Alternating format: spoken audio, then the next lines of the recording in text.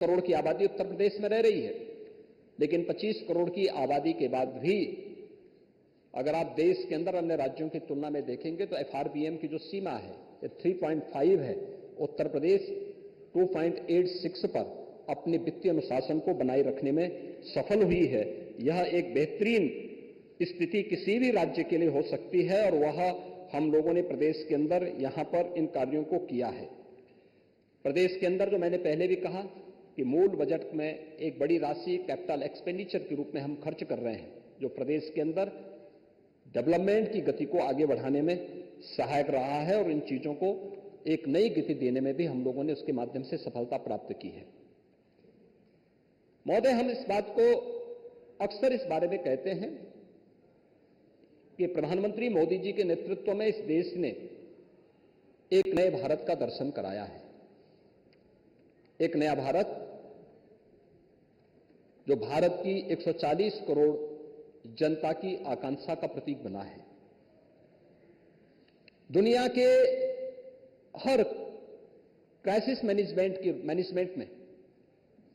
लोग भारत की तरफ आशा भरी निगाहों से देखते हैं और लोगों के मन में एक विश्वास है कि कहीं दुनिया के अंदर संकट आएगा, भारत इसमें सहयोगी की भूमिका में खड़ा होगा, हर संकटग्रस्त व्यक्ति के साथ खड़ा होगा। और भारत के अंदर 140 करोड़ जनता जनार्दन का जो विश्वास मोदी जी के नेतृत्व में पिछले 10 वर्षों के अंदर देखने को मिला है, वो अभूतपूर्व है, अभिनंदनीय है। इसके लिए उन्होंने पिछले 10 वर्षों में जो कार्य किए वो अत्यंत अभूतपूर्व है और इसमें भारत की जो ग्रोथ रेट है उससे भी और भारत की जो जीडीपी है उसमें भी हम जो बढ़ोतरी हुई है उसके माध्यम से इसको देख सकते हैं। पर कैपिटा इनकम देश के अंदर नेशनल एवरेज में अगर आप देखेंगे काफी वृद्धि हुई है। अगर हम लोग देश की अर्थव्यवस्था को ही देखेंगे तो जो 2014 में भारत की अर्थव्यवस्था 10वीं अर्थव्यवस्था थी, आज वही भारत की अर्थव्यवस्था दुनिया की 5वीं बड़ी अर्थव्यवस्था है और अगले 3 वर्ष के अंदर भारत दुनिया की 3री बड़ी अर्थव्यवस्था बनेगा। यह प्रधानमंत्री जी का संकल्प है और इसके साथ ही भारत $5 ट्रिलियन की इकोनॉमी के रूप में अपने आप को स्थापित करेगा। इसके लिए भारत सरकार के द्वारा जो प्रयास प्रारंभ हुए हैं ये राज्यों के सहयोग से और तीव्र गति से आगे बढ़ सकते हैं। अगर प्रधानमंत्री जी का विजन है और उसके लिए भारत सरकार ने अपना एक रोड मैप तैयार किया है कि हमें $5 ट्रिलियन की इकोनॉमी के रूप में भारत को स्थापित करना है, तो देश की सबसे बड़ी आबादी का राज्य होने के नाते उत्तर प्रदेश का भी दायित्व बनता था कि हम देश की स्पीड के साथ उत्तर प्रदेश के नागरिकों की स्पीड को भी आगे बढ़ा सकें। और उसी स्पीड के साथ जोड़ने के लिए उत्तर प्रदेश ने भी यह तय किया कि हम उत्तर प्रदेश की अर्थव्यवस्था को $1 ट्रिलियन की इकोनॉमी के रूप में स्थापित करेंगे। और $1 ट्रिलियन की इकोनॉमी के लिए उत्तर प्रदेश सरकार के द्वारा जो प्रयास प्रारंभ किए हैं, उत्तर प्रदेश का बजट उसी की श्रृंखला का एक हिस्सा है। इसमें आपने देखा होगा $1 ट्रिलियन की इकोनॉमी के लिए हम लोगों की एक रोड मैप तैयार हुआ है। उत्तर प्रदेश के अंदर हम लोगों ने पूरे सभी विभागों को, अन्य संबंधित सेक्टर को 10 सेक्टर में हमने विभाजित किया। हर एक सेक्टर में कोई हमारा एक वरिष्ठ मंत्री उस सेक्टर की निगरानी कर रहा है। अपर मुख्य सचिव और प्रमुख सचिव स्तर के अधिकारी पाक्षिक रूप से उसकी समीक्षा कर रहे हैं, उसकी मॉनिटरिंग कर रहे हैं। उस फील्ड से जुड़े हुए विशेषज्ञ, उस फील्ड से जुड़े हुए जो अर्थशास्त्री हैं, स्टेक होल्डर्स हैं, उन सबका सहयोग इसके लिए लिया जा रहा है। और स्वयं सीएम डैशबोर्ड के माध्यम से मैं इसकी समीक्षा करता हूं और उसकी नियमित समीक्षा के साथ साथ कौन से सेक्टर में कमी है, किस सेक्टर में कहां पे पुशअप करने की आवश्यकता है, उसके लिए उस प्रकार की कार्य योजना को लेकर के हम कार्य कर रहे हैं। इसमें जो 10 महत्वपूर्ण सेक्टर बनाए गए हैं, इन महत्वपूर्ण सेक्टर्स में हम लोगों ने जो अलग अलग कार्य योजना बनाई है, इसमें इंफ्रास्ट्रक्चर का है। आज आप देखते हैं उत्तर प्रदेश के अंदर एक्सप्रेसवे का, इंटर स्टेट कनेक्टिविटी का, हाईवे का एक बेहतरीन जाल बिछ चुका है। हमारे पास पहले से यमुना एक्सप्रेसवे थी। जिस समय 17 में हम लोग आए थे तब आगरा लखनऊ एक्सप्रेसवे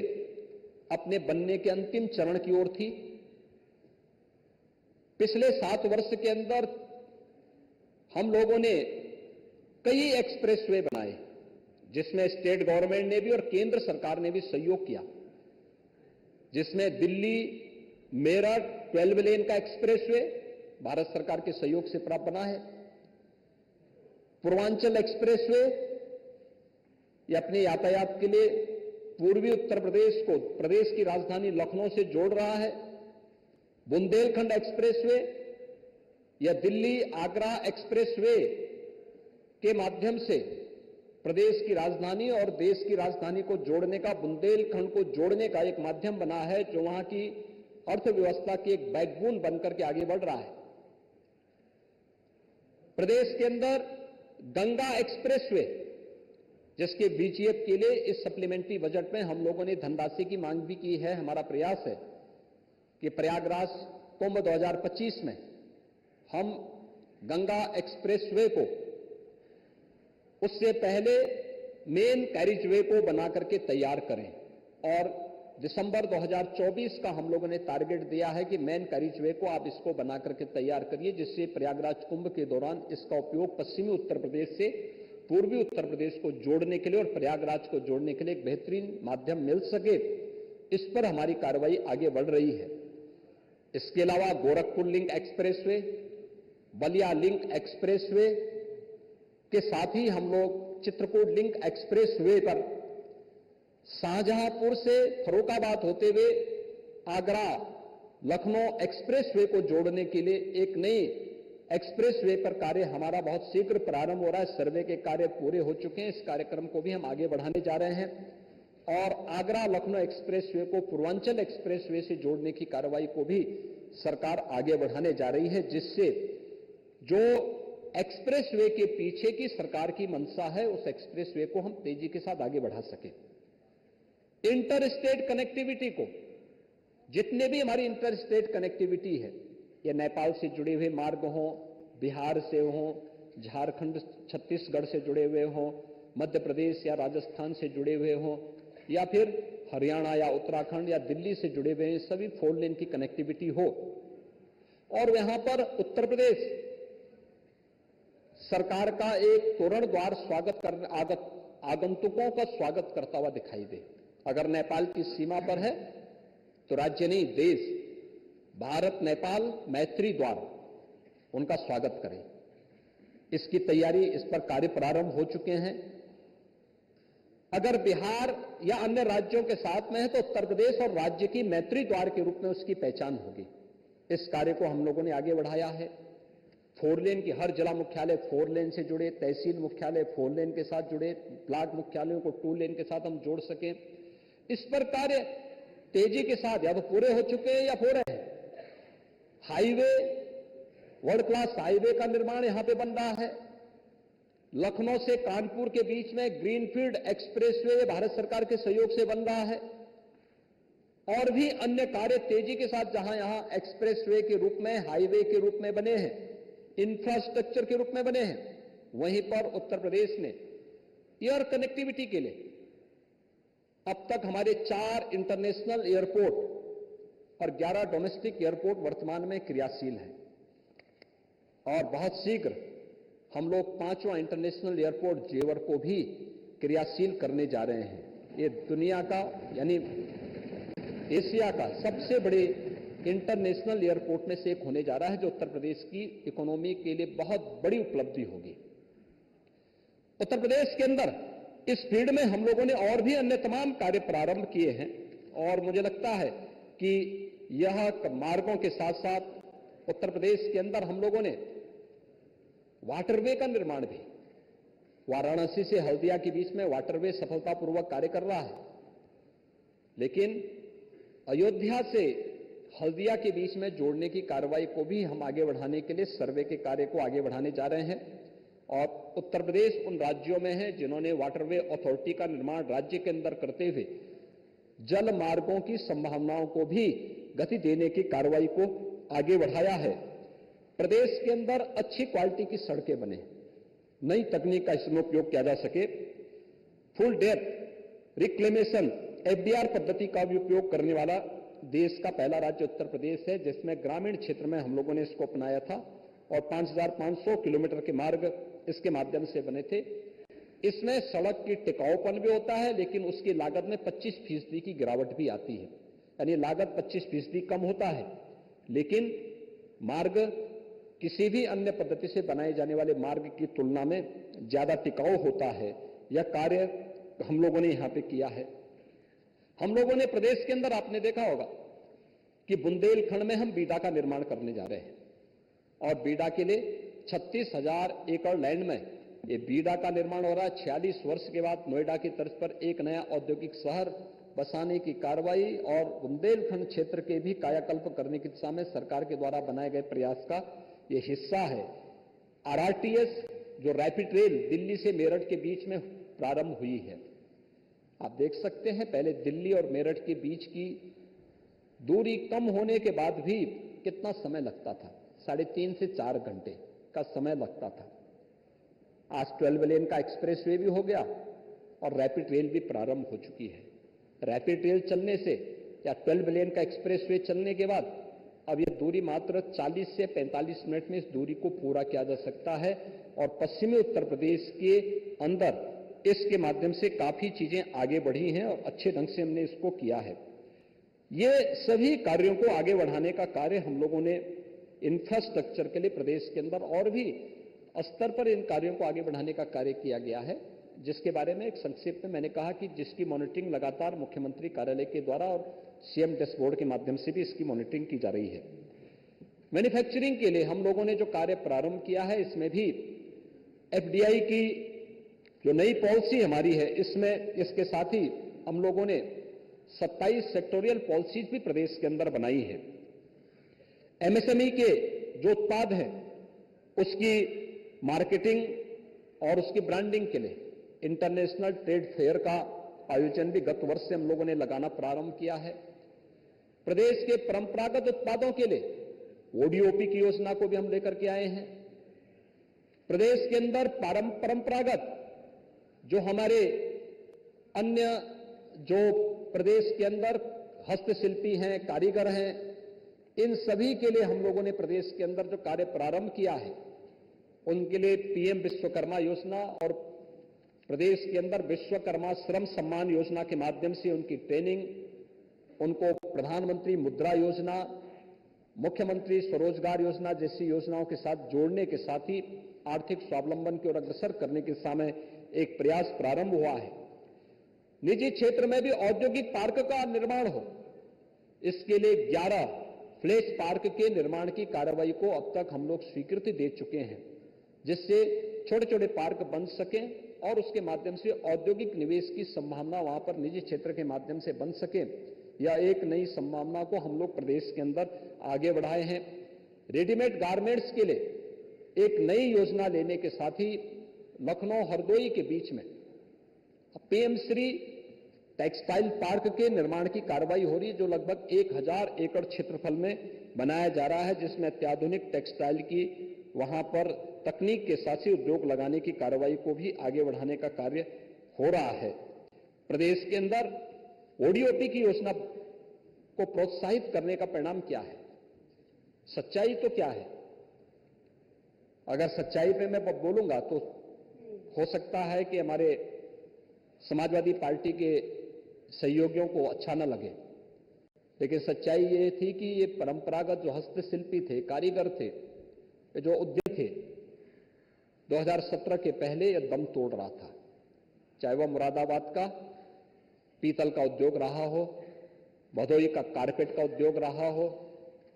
फिरोजाबाद का ग्लास का उद्योग रहा हो, या फिर सहारनपुर का वुडन वर्क का उद्योग रहा हो, आपके मेरठ का स्पोर्ट्स आइटम से जुड़े हुए उद्योग रहे हों या फिर आगरा और कानपुर का लेदर उद्योग रहा हो, ये सभी दम तोड़ रहे थे। और तो और हमारे नेता प्रतिपक्ष के जनपद में स्वयं वहां काला नमक चावल आज से नहीं, यानी इसके बारे में कहा जाता है कि भगवान बुद्ध के समय 2500 वर्ष पहले इस चावल को, उस समय इस चावल की उत्पत्ति होती है और दुनिया का सबसे अधिक प्रोटीन से युक्त, सबसे सॉफ्ट चावल है। दूर से ही उसकी खुशबू दिखाई देती है, लेकिन उसकी कोई ब्रांडिंग नहीं थी, सरकार से कोई प्रोत्साहन नहीं था। आज हमने उसको प्रोत्साहित किया है। आज सिद्धार्थनगर जनपद के लिए 1 डिस्ट्रिक्ट 1 प्रोडक्ट में काला नमक चावल को ही हम लोगों ने रखा है। आज इसी का परिणाम है कि पहले उत्तर प्रदेश का जो एक्सपोर्ट मात्र 86,000 करोड़ था, आज वो बढ़कर के 2 लाख करोड़ रुपए से ऊपर का हुआ है। ये चीजें दिखाती है कि एक सही दिशा में सरकार के कदम आगे बढ़े हैं। प्रदेश ने यहां पर फरवरी 2023 में ग्लोबल इन्वेस्टर समिट किया था। ग्लोबल इन्वेस्टर समिट में हमारे पास निवेश के भारी प्रस्ताव आए थे। आज सुबह के सत्र में पहला प्रश्न भी इससे संबंधित था और उस समय हमारे औद्योगिक विकास के मंत्री ने भी आपको यहां बताया होगा, सदन में बताया होगा कि ग्लोबल इन्वेस्टर समिट के बाद भी जो प्रस्ताव हमारे पास आए, इन सबको मिलाकर के अगर हम देखेंगे तो लगभग 40 लाख करोड़ रुपए के प्रस्ताव अब तक हमें प्रदेश के अंदर निवेश के प्राप्त हुए हैं। ये निवेश के प्रस्ताव अगर आगे बढ़ते हैं तो इससे लगभग 1.25 करोड़ यानी 1,25,00,000 से अधिक नौजवानों को सीधे सीधे नौकरी प्राप्त होती है। और पहला ग्राउंड ब्रेकिंग फरवरी 2024 में हम लोगों ने प्रधानमंत्री मोदी जी के कर कमलों से यहां संपन्न किया, जिसमें 10 लाख करोड़ रुपए की परियोजनाओं को एक साथ शिलान्यास हुआ। उसके पहले कुछ परियोजनाएं प्रारंभ हो चुकी थी और कुछ को उसके बाद भी प्रारंभ किया। तो अगर आप देखेंगे तो पिछले 7 वर्ष के अंदर लगभग 16 से लेकर 20 लाख करोड़ रुपए की निवेश के प्रस्तावों को जमीनी धरातल पर उतारने में हमें सफलता प्राप्त हुई है और लगभग 60 लाख से अधिक नौजवानों को इनके साथ, रोजगार के साथ और नौकरी के साथ जोड़ने में हमें इसके माध्यम से मदद मिली है। ये निवेश के प्रस्तावों का परिणाम है। फरवरी 2024 में ही जो ग्राउंड ब्रेकिंग सेरेमनी 4 हुई थी, इस 4th की रिपोर्ट के अनुसार ही अब तक 1 लाख करोड़ रुपए से अधिक की परियोजनाओं ने प्रोडक्शन प्रारंभ किया है। और ये प्रोडक्शन इस बात को द्योतक है कि यहां पे ईज ऑफ डूइंग बिजनेस में एक बेहतरीन पहल हुई है और उसका लाभ हमारा उद्यमी ले रहा है और उसके माध्यम से प्रदेश के बेरोजगार नौजवानों को रोजगार की संभावना को भी आगे बढ़ाने में हमें मदद मिल रही है। हम लोगों ने इसके साथ ही प्रदेश के अंदर तमाम ऐसे अन्य कार्यक्रम प्रारंभ किए हैं, चाहे वह